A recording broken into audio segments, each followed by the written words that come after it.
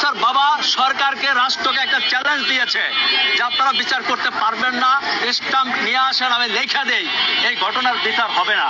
2-4 দিন কথা হবে, 15 দিন পর নতুন ইস্যু আসবে, আপনারা ভুলে যাবেন। এটা অত্যন্ত বাস্তব, তার সাথে আমি একমত। একটা উদাহরণ নাই আপনি দেখাতে পারবেন যে এই দেশে বিচার হয়েছে। আমি সরকারকে আমিও চ্যালেঞ্জ দিলাম যে রামিসার বাবা যে কথাটি বলেছে যে কোনোদিন আপনারা বিচার করতে পারবেন না, স্টাম্প নিয়ে আসেন, লেখা দেই। গত 8 দিনে রামিসার মতো 5টা শিশুকে ধর্ষণ করে হত্যা করা হয়েছে। বাংলাদেশ একটা মগের মূল্যকে পরিণত হয়েছে এবং এটা অপরাধীদের একটা ডেরায় পরিণত হয়েছে। আপনাদেরকে যদি আরো জরিপ দেখাই যে দেখেন গত জানুয়ারি এবং ফেব্রুয়ারি 2 মাসে এরকম ঘটনা ঘটেছে 85টি। পৃথিবীর কোন সভ্য দেশে এটা হওয়া সম্ভব বলে আপনারা মনে করেন? না। রাষ্ট্রীয়ভাবে আমরা বর্তমানে কোথায় পৌঁছে গেছি, কোন অবস্থায় পৌঁছে গেছি, একবার খালি চিন্তা করেন। গতকালকে কেন বলবে না, কেন বলবে না?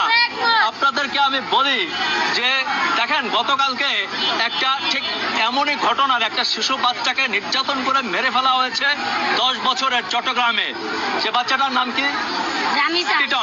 টিটন নামে একটি বাচ্চাকে আজকে থেকে 10 বছর আগে হত্যা করা হয়েছিল।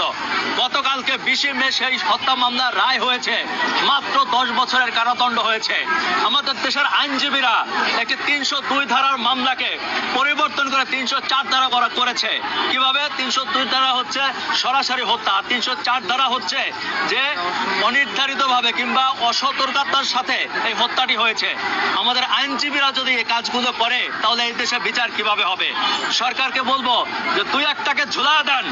আপনি পৃথিবীর উন্নত দেশগুলোর দিকে তাকান, পৃথিবীর আরব দেশগুলোর দিকে তাকান।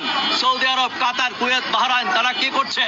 যারা নির্যাতন করছে, যারা ধর্ষণ করছে, প্রকাশ্যে তাদের লিঙ্গন করছে, ফাঁসিতে ঝুলিচ্ছে। বাংলাদেশে আমি চ্যালেঞ্জ করে গেলাম, একটা মানুষকে যদি প্রকাশ্যে ঝুলিয়ে দেওয়া হয় তাহলে এই দেশ থেকে এই শিশু নির্যাতন, শিশু বলাৎকার, শিশু ধর্ষণ, শিশু হত্যা